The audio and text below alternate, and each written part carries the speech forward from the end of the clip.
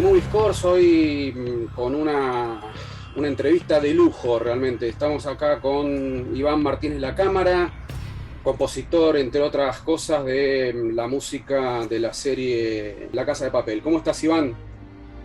Hola, muy bien, encantado de estar aquí con vosotros. Gracias, en principio, gracias por prestarte a esta entrevista. Como para empezar, yo te quería preguntar de dónde venís, quién sos, un poco tu historia, tu vida. Sé que tu familia era una familia de músicos. Ujú. Sí, pues, a ver, mis padres los dos son músicos. Mi padre era cantante, profesor de conservatorio, mi madre era profesora de conservatorio de piano también. Entonces, pues lo típico, desde muy niño en casa tenía el piano, mi padre cantando en el escenario, mi madre dando clases. Y bueno, pues mostré interés desde pequeñín un poco a la música, empecé a tocar el piano con mi madre un poco y cuando vio que no me quejaba mucho y que me parecía que me gustaba y tal, pues dijo, venga, vamos al conservatorio. Ajá. Porque esto de que te demos nosotros solo clases, pues tampoco, muchas veces la relación está padre-hijo cuando eres alumno-profesor, no es todo lo fluido que tiene que ser, y entonces, pues bueno, decidieron que fuera otra persona o otras personas las que se encargaran, ¿no?, de la enseñanza musical. Aunque yo siempre han estado allí apoyando y ayudando y dando clases particulares, ¿no?, por así decirlo, ¿no?, de apoyo y tal. Y ese fue el origen, como un juego, sin tampoco mucha pretensión. Yo en ese momento de niño, pues, no quería ser músico, no quería ser nada, no sé lo que quería ser. Entonces, creo que sí, que me gustaban dibujar coches, diseñar coches. Decía yo quiero ser diseñador de coches, ¿no? Y dibujaba mis coches y la gente flipaba con los coches que yo dibujaba y a lo que yo digo, pues vaya mierda, ¿no? Pero bueno, era un niño, era un niño. Y bueno, pues van pasando los años, sigues estudiando música mientras vas al colegio, al instituto, y ya cuando llegas al instituto, pues ya empiezas a escuchar a los Beatles, a escuchar a, no sé, muchas cosas que mi padre escuchaba y tenía en casa también, ¿no? Y dices, pues, ostras, pues molaría tener un grupo. Y empiezas a hacer canciones para tener un grupo, pero no encuentras batería, no encuentras bajista, porque el batería y el bajista es lo más complicado de encontrar, por lo menos en mi época era complicadísimo, ¿no?, encontrar gente que no fuera profesional, que pudiera estar dispuesta a tocar contigo, ¿no? Y entonces, solución, una caja de ritmos. Pues una caja de ritmos. Y un bajo programado y un guitarrista, yo con el teclado y otro cantando. Empiezas a hacer un grupo, canciones, empiezas a tocar en sitios. Y dices, pues mira, igual esto puede ser me gustaría dedicarme a ello, a ser un rockstar, que digo yo, ¿no? Porque me gustaba mucho el rock sinfónico, me gustaba Queen, ese tipo de música, ¿no? Y esa era la primera inquietud musical que tuve con vistas a dedicarme a la música, ¿no? Evidentemente no fue por ahí mi camino, ¿no? Y luego se desvió al audiovisual porque, volviendo un poco a los grupos, no encontrabas gente que terminara de coincidir contigo en estilos y en gustos en lo que quisieras hacer, y al final pues terminas haciendo canciones tú solo. Y a mí las letras se me daban horriblemente mal, bueno, y se me dan horriblemente mal. Entonces terminaba haciendo música instrumental.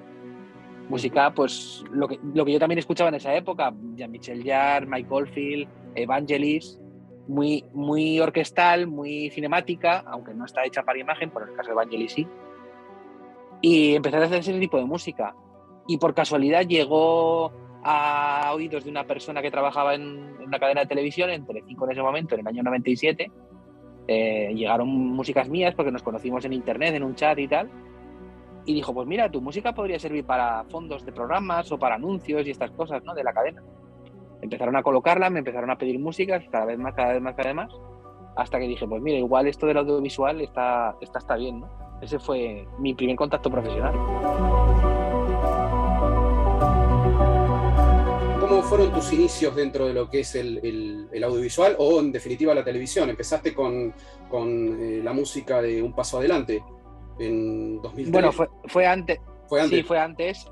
Sí, en el 97 conocí a esta persona, empezaron Sí. a poner mis músicas en Telecinco, en anuncios, en programas, me pedían cabeceras, yo hacía música específica para un programa, para lo que fuera, y ese fue el primer contacto profesional. Luego también, por casualidades de la vida y también gracias a internet, fui a un curso que daba SGAE en el año 99 en Madrid, de un software, de Cubase, un software que se usa para música, ¿no? Y ahí conocí casualmente a Manuel Santisteban. Ajá. Nos caímos bien, empezamos a charlar, jiji, jaja, nos dimos los teléfonos y durante todo ese verano yo le fui mandando las músicas que iba haciendo y le gustaron. Dijo, oye, pues igual puedes trabajar conmigo. Y yo casualmente ese septiembre del año 99 yo me mudaba a Madrid a estudiar un máster de sonido y de producción musical. Coincidió que a Manel le interesaba que empezara a ayudarle y empecé a trabajar con Manel como editor musical, ¿no? Él estaba haciendo por aquel entonces la serie Periodistas, una serie que fue muy famosa en España, y otra que era Médico de Familia, y estaba un poco desbordado por eso porque tenía que atender 2 series. Entonces me acogió a mí como editor musical para que yo le recolocara música, rehiciera temas, y así es como empecé durante 2-3 años hasta el caso de Un Paso Adelante, pues trabajando como editor musical. Ese fue el inicio. Luego ya en Un Paso Adelante ya pues como compositor musical de la serie, junto a él.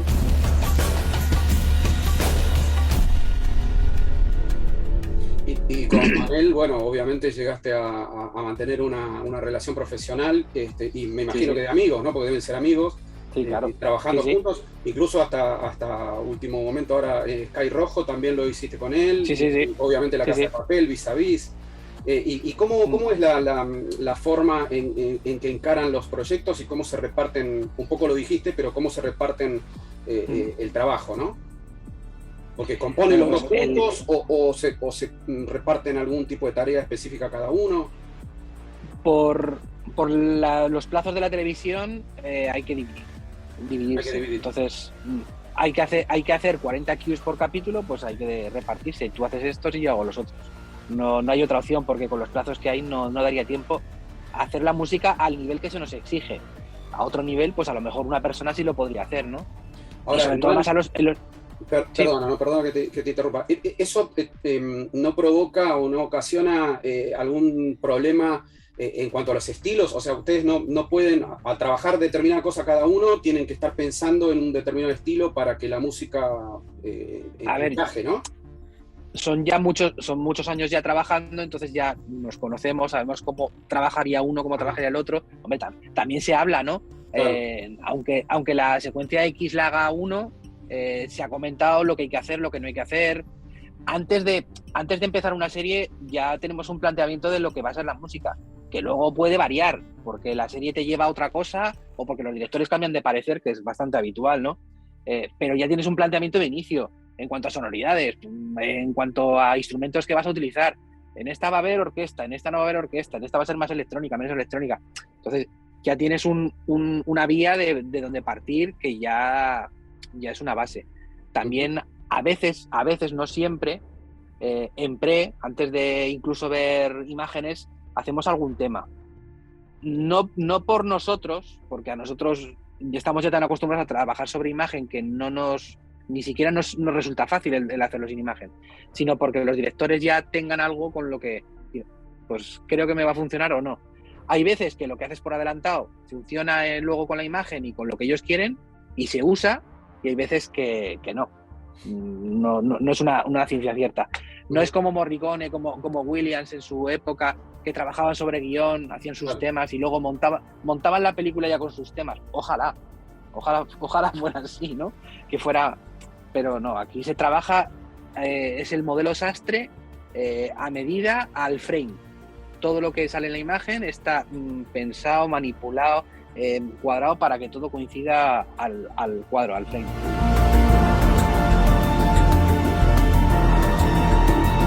Trabajan mucho con temp tracks, ¿no? O sea, ya vienen Depende de las series y de las productoras. En el caso de La Casa de Papel, pues sí, el temp track es el rey, por así decirlo, ¿no? No sé si es una decisión tanto de dirección como de montaje, que yo entiendo que ellos lo necesitan para montar. Pero yo creo que cuando sale el máster de la sala de montaje deberían de quitarlo y olvidarse. Y no es así. El anclaje que hace la música en publicidad pasa igual también.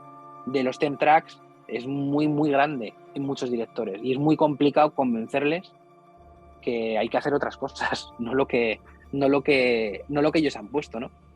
A ver, en una secuencia de acción es lógico utilizar un temp track, Claro. por ritmo, ¿no? Por Sí, ritmo. sí, sí. Pero bueno, también se puede hacer de otra manera, no hace falta un 10-track. Con un ritmo, tú coges un ritmo de percusión de acción, un ritmo sin armonía, sin melodía, sin nada, y tú montas a distintas velocidades y podrías montar. Y lo único que le estás dando al músico es un tempo que el músico tiene que respetar. Estupendo. Pero no le condicionas en armonías, en parones, en arrancadas, en giros, en todo, ¿no? Y en melodías. Bueno, en melodías cuando quieren melodías. Eso es otro melón a abrir.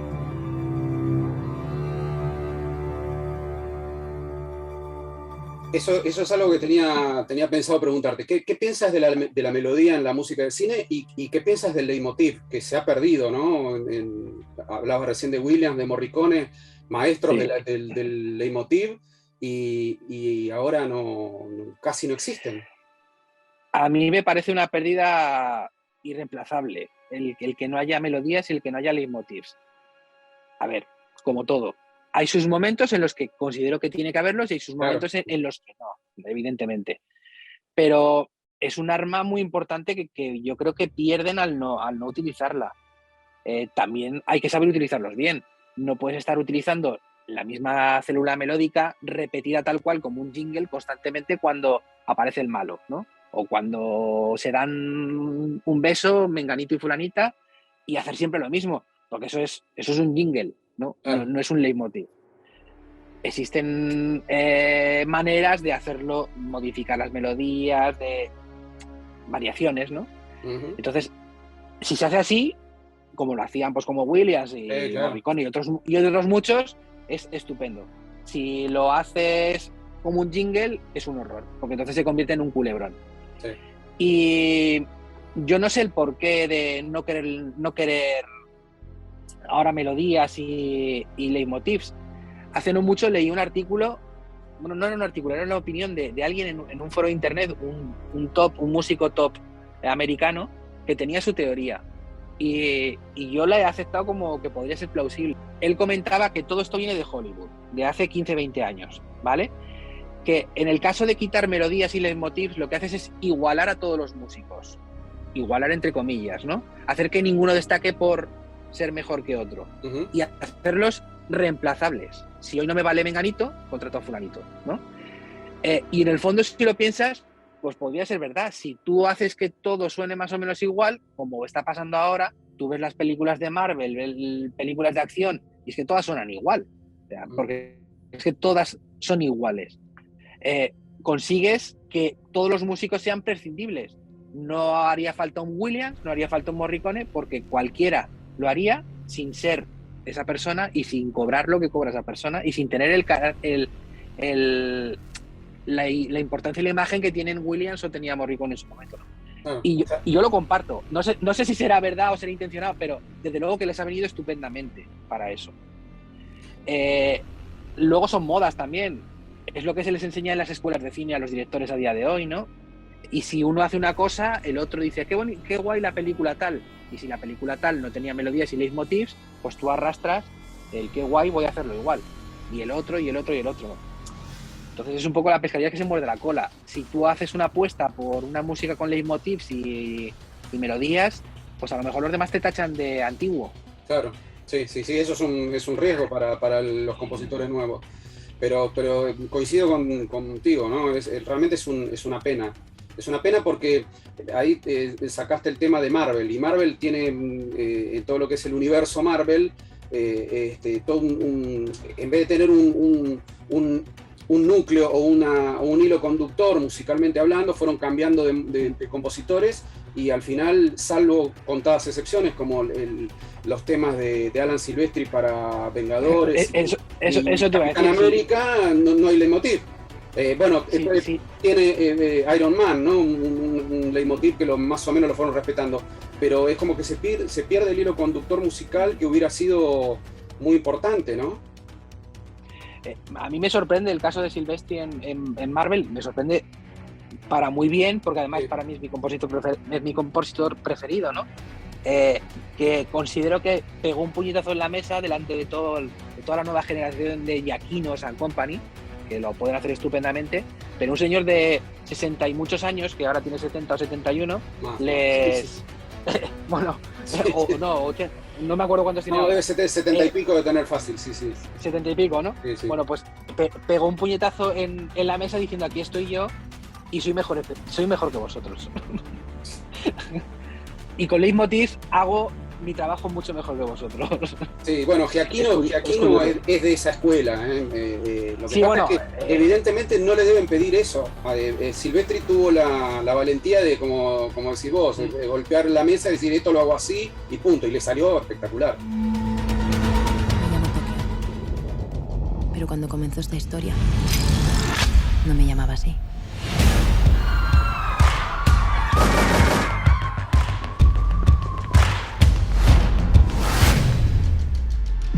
Estoy buscando a gente que no tenga mucho que perder.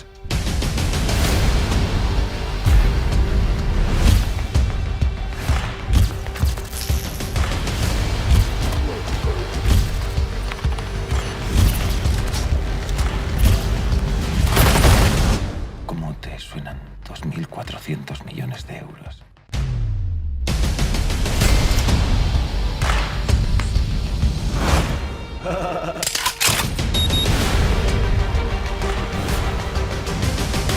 Esto es una declaración de guerra al sistema. Nosotros somos la resistencia. ¡Posiciones!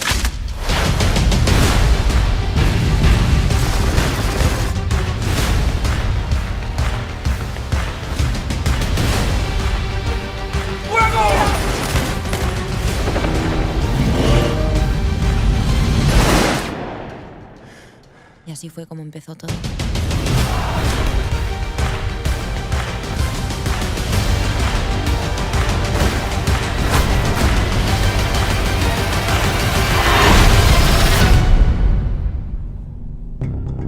En cuanto a un poco lo que es La Casa de Papel, que es tu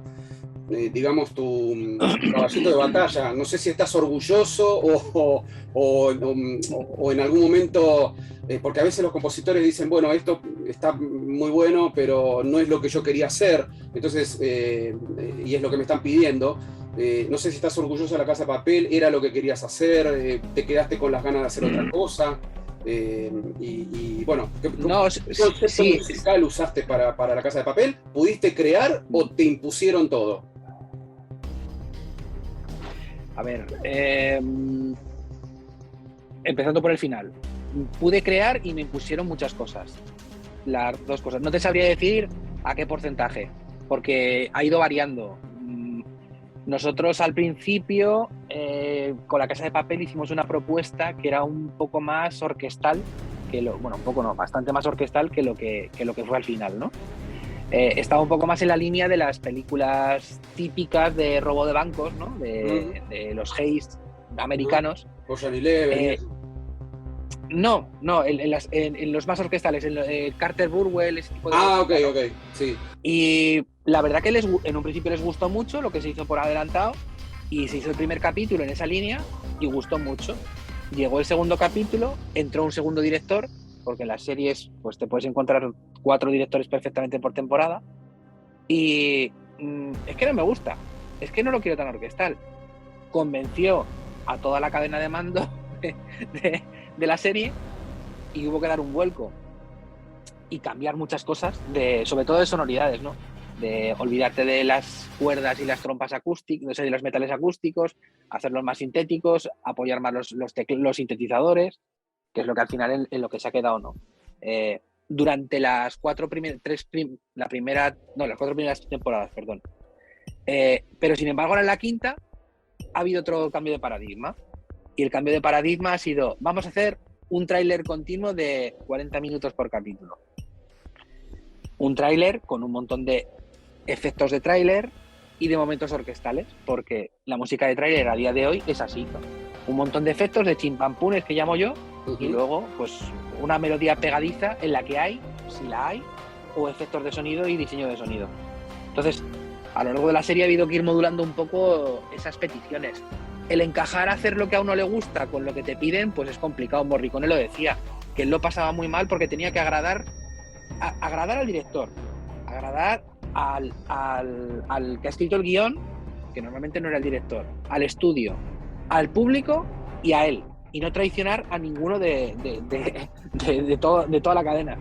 Entonces, yo hace ya muchos años que aprendí que esto es un trabajo en el que tú tienes que dejar tu ego y tus gustos personales y tal aparcados y hacer lo que te piden. Cuando tú puedes hacer lo que tú quieres hacer, pues estupendo. Si te dejan, estupendo. Pero si no, pues dedícate a otra cosa. Haz música porque te gusta hacer música y no música para audiovisual. El equilibrio es complicado. Y el saber gestionarlo es complicado. A mí me llevó un tiempo saber gestionarlo, porque me comía los demonios muchas veces por dentro, ¿no? No con esto quiero decir que me haya convertido en un mercenario musical, que alguien podría decir, es que entonces ahora eres un mercenario musical. No, porque no hago al 100% lo que ellos quieren. Yo luego tengo la capacidad de darle mi aire, darle lo que yo quería, donde puedo, no en todos los sitios, ¿no? Pero bueno, sí es verdad que estás muy condicionado a lo que ellos quieren. No a veces solo por el 10 track, sino simplemente por lo que ellos te transmiten. Hay directores que a lo mejor el 10 track les da igual, pero tienen muy claro que en la secuencia de acción X, la música no tiene que ser de acción, tiene que ir a la contra. Por lo que sea, ¿no? Sí. Y tú dices, pues que no lo veo. No lo veo, pero bueno, pero es que no... Bueno, pero ese es un recurso que se ha utilizado muchas veces, sí. Ir con la música a la contra, ¿no? Una escena a la contra, sí. Dramática o de acción o de guerra y una música melódica, bajoneante, porque quieren mostrar la sinrazón de la guerra, por ejemplo. Lo ha hecho Kurosawa en Ran, por ejemplo, en una de las escenas. Sí. En la casa de papel es algo muy habitual el ir con la música a la contra. De origen, por el productor ejecutivo y creador de la serie y guionista principal, Alex Pina, que desde siempre su concepto muchas veces de secuencia es así. Entonces los directores lo heredan ya de por sí, ¿no? Y el guión lo hereda. Y no hay otra opción, porque es lo que ellos quieren y pues hay que hacerlo. Claro. Y por ejemplo, para La Casa de Papel, ¿te inspiraste en alguna banda sonora en especial, en algún compositor de música de cine que te gustara o que te influenciara? No, en concreto no. O sea, no hubo un punto de partida en que me gusta la música de Menganito, de la película tal o película cual, y quiero hacer algo parecido. No, de hecho se huyó de eso. El problema son los 10 tracks, que a lo largo de la serie te encuentras con 10 tracks y con directores o momentos de esos directores que son insalvables. Entonces, jugar a que se parezca pero que no se parezca y contentar al director pero que no se parezca lo suficiente como para que sea un plagio, a veces es complicado.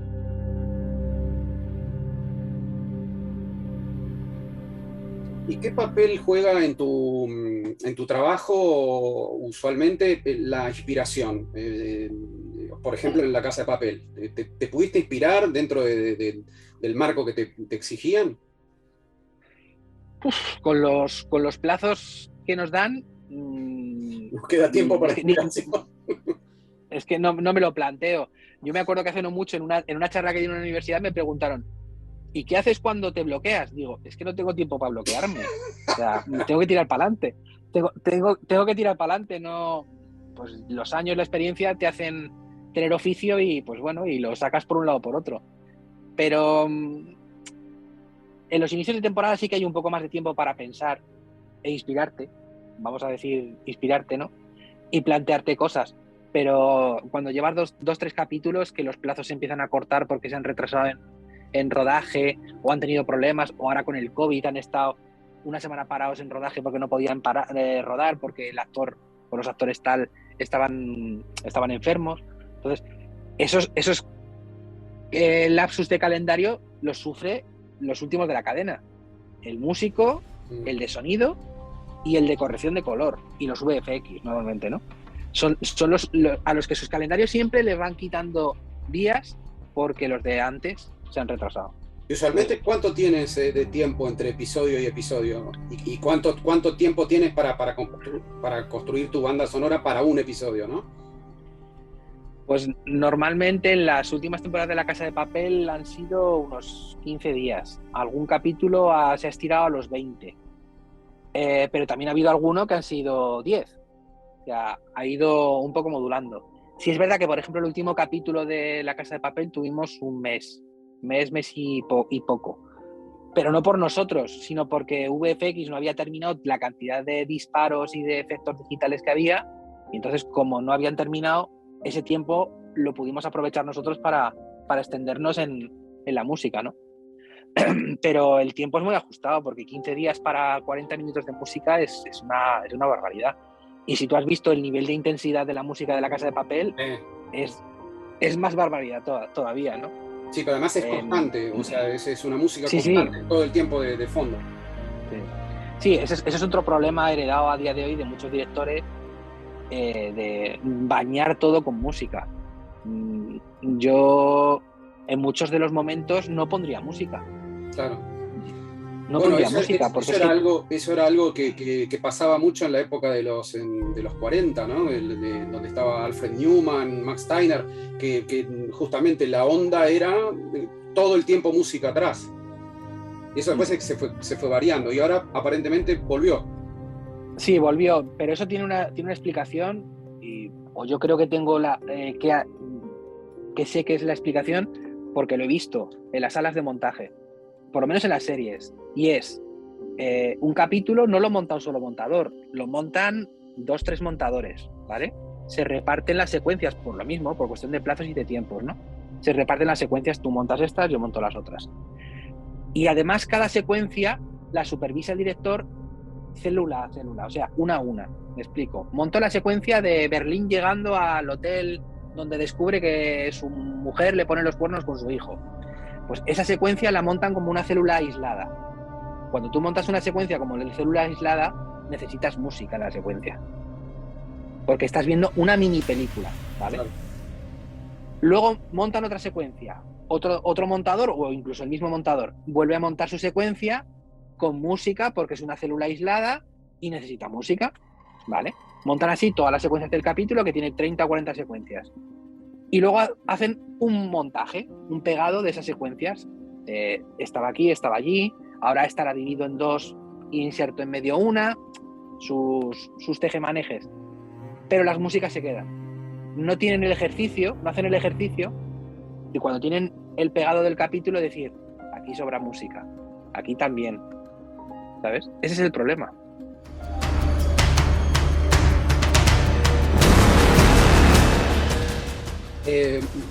Volviendo un poco a tu vida o a tus gustos, mencionabas a Alan Silvestri como uno de tus compositores o tu compositor favorito. ¿Y de los viejos, de los grandes, Bernard Herrmann? Posiblemente Herrmann, ¿no? Steiner también, evidentemente, ¿no? Pero Herrmann sí, porque el género de cine que hizo es lo que a mí personalmente me gusta mucho, y entonces me identifico más con eso, ¿no? Williams, aunque Williams ya es más contemporáneo, ¿no? Evidentemente. Sí. Williams es un maestro. Zimmer también me gusta mucho, Zimmer. O sea, y sé que muchos se rasgan las vestiduras. No me gusta el modelo de negocio de Zimmer. Claro. Eso es otra historia. El modelo de negocio me refiero a tengo 40 personas trabajando conmigo, ¿y qué hace Zimmer? Pues no lo sé. Me gusta, Zimmer me gusta, y lo que propone me gusta. Depende en qué películas utilizan leitmotivs y melodías, y depende en qué películas no las utiliza. Está un poco a servicio de lo que le piden o de lo que él consigue vender al director del turno, ¿no? Bueno, el año pasado hubo un ejemplo muy clarito de eso, ¿no? Porque tuvo Duna y la película de 007, y son cosas totalmente diferentes. Sí, sobre todo cuando 007 le viene de rebote porque hay un Register Score y tiene que hacer tiene que hacer la película en mes y medio, 2 meses. Sí, que después, ahí demuestra que tuvo la suerte de que se le propuso, y ahí me parece que tuvo. Pero ¿y tú no sientes que tu música tiene algo que ver con el sonido Zimmer? Porque yo personalmente, a lo mejor te estoy... Sí. No, sí. Pero no, yo siento una influencia de lo que es Zimmer, ¿no? En lo que es el sonido que hizo. Sí, no, lo tiene, y a lo mejor las estructuras, la manera de hacer secuencias y ostinatos, ir creciendo, sí. no solo lo hace Zimmer, lo hace mucha más gente. John Powell Sí. también lo hace, aunque bueno, John Powell evidentemente viene de la escuela Zimmer. Gregson Pero- Williams, sí, obviamente. Gregson Williams, sí. Pero más que nada lo que es la música, digamos, la música de acción, ¿no? De Zimmer. Me recuerdo Sí, La Roca sí. o todo ese tipo Sí. de bandas sonoras que hacía él, que Sí, sí. lo tuyo tiene mucho de eso. Sí, no, y de hecho me halaga, o sea, el que alguien pueda decir, pues no lo veo como una afrenta ni mucho, que va, todo lo contrario. Porque de hecho, vuelvo a decir, a mí Zimmer me gusta para determinados momentos y determinadas cosas, ¿no? Como Sí, para bueno. otros, prefiero a Williams o prefiero a Silvestri, pero evidentemente si tuviera que elegir uno es Silvestri, y en parte yo creo que es porque es capaz de hacer cosas que yo no me veo capaz de hacer. Y de Silvestri, Principalmente. ¿cuál es la banda sonora que más te gusta? Pues hay muchas. Regreso al futuro, evidentemente. Forrest Gump, también. Contact. O sea, Contact fue la leche. Me pareció la leche. Entonces, no sé, muchas. Las de Marvel, y eso que el cine de superhéroes no es mi preferido, ni mucho menos.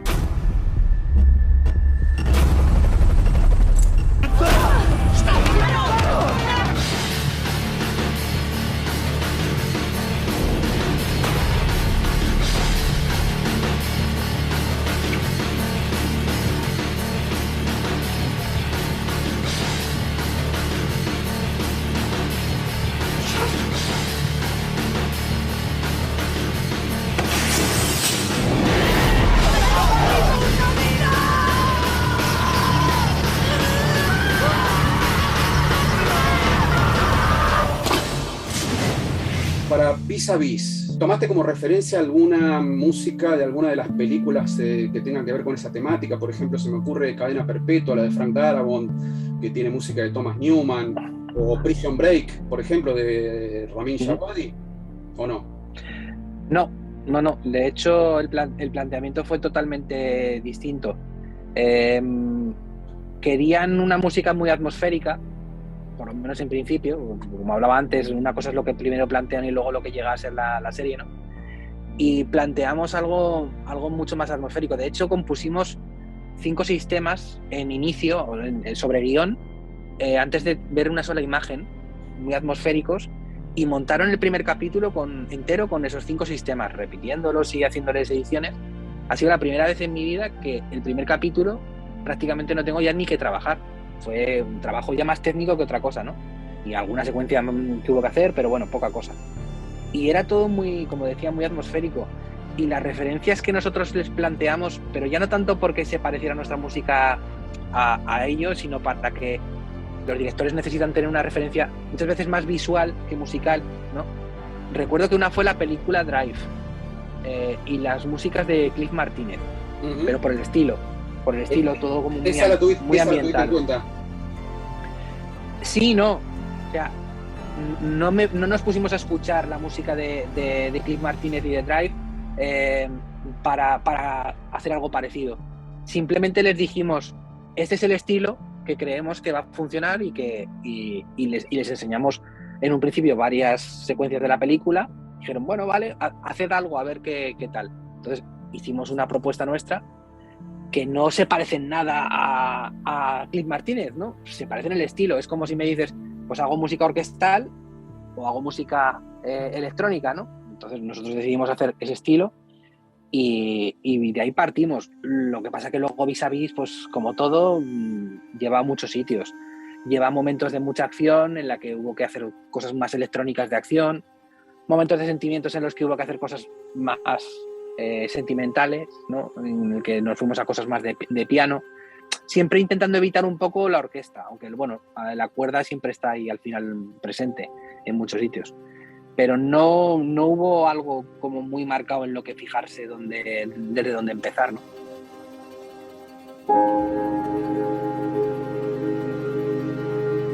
Recién hablabas del tema de la orquestación, ¿no? Siempre cuando hablas de orquestación es la orquestación que está dentro del ordenador, o sea, siempre la construyes. Tú no es que se graba con una orquesta, los metales, las maderas, las cuerdas. No. Primero, hasta hace muy poco tiempo, por presupuesto era inviable plantearse hacer grabaciones con orquesta. Ahora podría empezar a hacerse, y de hecho ya se está empezando a hacer en algunas series, pues porque las plataformas ya disponen de más presupuesto y bueno, y prefieren que se haga así y ojalá se hicieran todas las series así. En La Casa de Papel, excepto canciones que hayan puesto que son tocadas por músicos reales, en nuestra música, pues contadas excepciones de solistas, pues como un guitarra o un duduk, ahora en la 5ª temporada que grabé yo un duduk, pero lo grabé yo más por gusto personal, porque me apetecía hacerlo, porque de hecho en la producción no lo pagó, lo pagué yo, la grabación, ¿no? O bueno, cantantes cuando han hecho falta cantantes, evidentemente, pero lo normal es que todo sea programaciones. No hay presupuesto ni muchas veces tiempo para hacer grabación real, porque eso supondría que cuando nosotros terminamos nuestra música de componer, pues ahora por capítulo añádele pues otros 10 días por lo menos, entre la grabación, edición y mezcla de esa grabación, 10-12 días, y el presupuesto pues posiblemente lo duplicarías o más.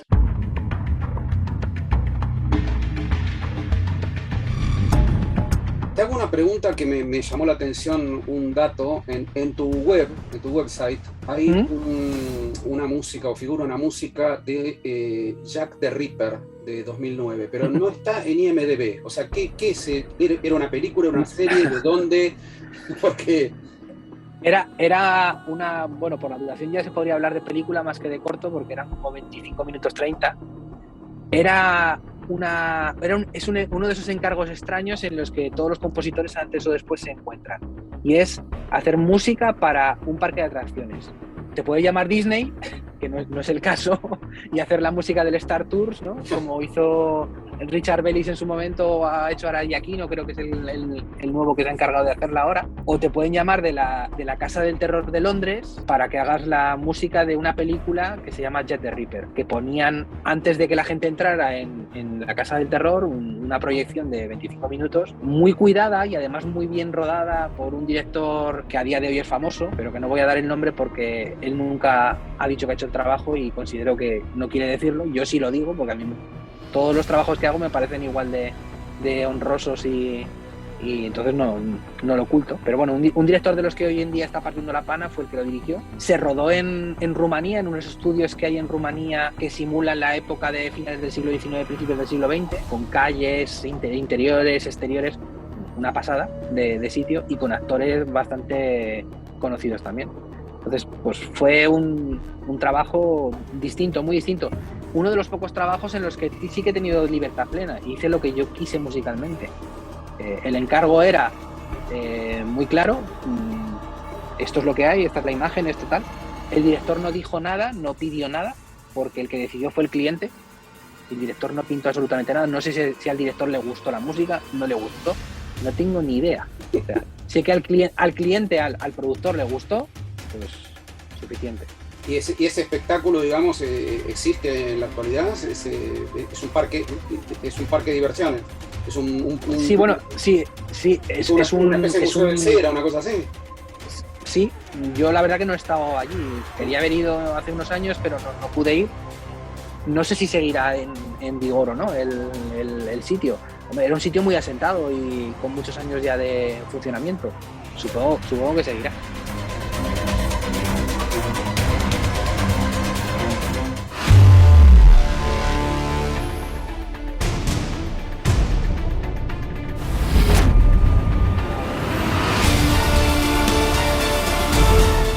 ¿Y qué proyectos tenés para el futuro? ¿En qué estás ahora?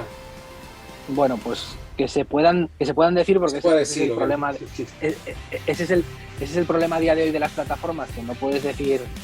Bueno, y aun cuando lo han hecho ellos públicos, tampoco a veces te dejan decirlo. Pero bueno, en este caso, pues el spin-off de La Casa de Papel Berlín, que en principio se rueda a lo largo de este año, no sé cuándo, no tengo aún todavía fechas ni nada, no se ha hablado nada, ni sé qué música van a querer, lo intuyo, pero no lo sé. Y ahora lo más inmediato es que estamos esperando ya la 3ª temporada de Skyfall, para Netflix también. Ok. Hay más cosas, pero o no están cerradas del todo o por confidencialidad no lo puedes decir.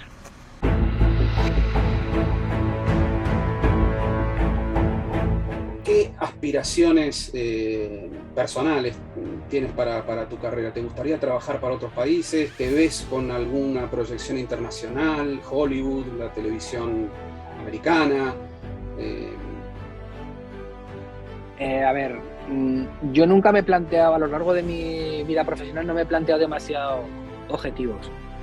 Porque primero creo que plantearte objetivos muy altos hacen que te frustres. Y porque lo normal muchas veces, lo general es no conseguirlos, ¿no? O no conseguirlos plenamente. ¿Y te ha ido bien?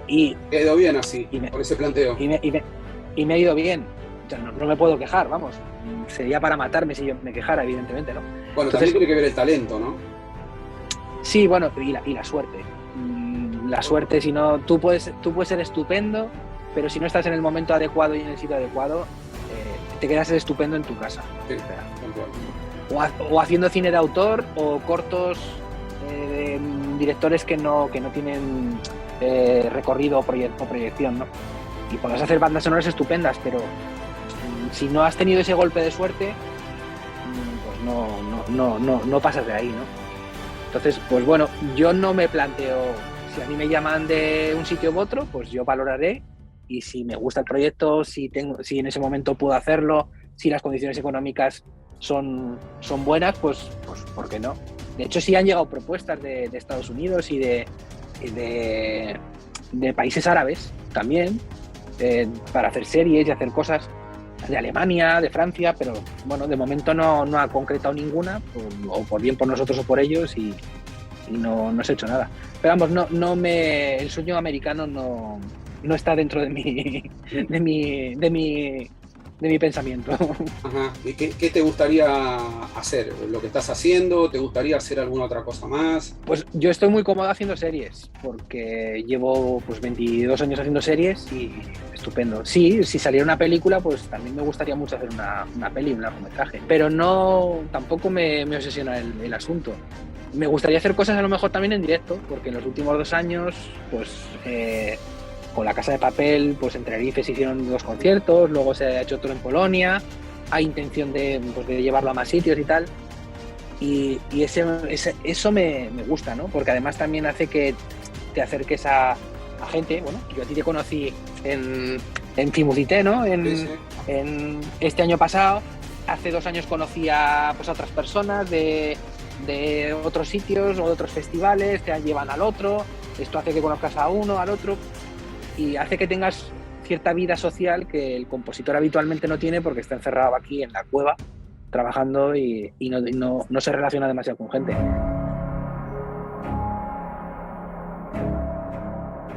Si tengo que apostar por un compositor español, yo creo que a día de hoy serían 2.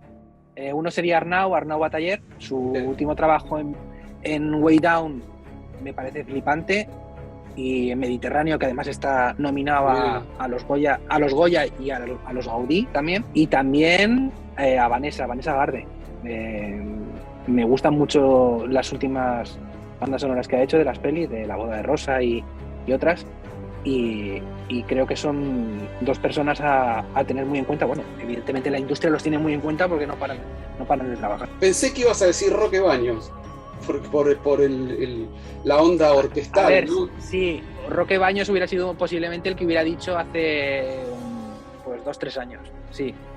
Pero últimamente, desde que además conocí a Arnau y a Vanessa y los últimos curros, me parecen bastante más refrescantes que Roque. Sí. Roque lo tiene ya todo. Roque lo tiene todo hecho. Tiene todo, sí. Bueno, Iván, la verdad te agradezco muchísimo esta conversación. Ha sido muy jugosa, ¿no? Con mucha información, tanto de tu vida como de tu estilo, tus gustos. Era un poco la idea de la entrevista, y te agradezco mucho esta oportunidad, este contacto, y bueno, tu amistad, digamos, a partir de ahora, porque me interesaría mucho seguir contactado contigo y que me vayas contando las cosas que vas haciendo. pues nada, darte las gracias por contar conmigo para tu página Movie Score y darme una pequeña ventana en la que contar un poco mi película, ¿no? Nunca mejor dicho. Vale, no, es un placer realmente y bueno, sabes que también estoy preparando tu biografía porque tenemos en The Movie Scores hay una sección de compositores y ya la estaremos publicando. Así que bueno, nada, eso, muchas gracias en esta entrevista exclusiva para The Movie Scores, esta vez con Iván Martínez La Cámara. Muchas gracias, Iván. Hasta la próxima. Un placer.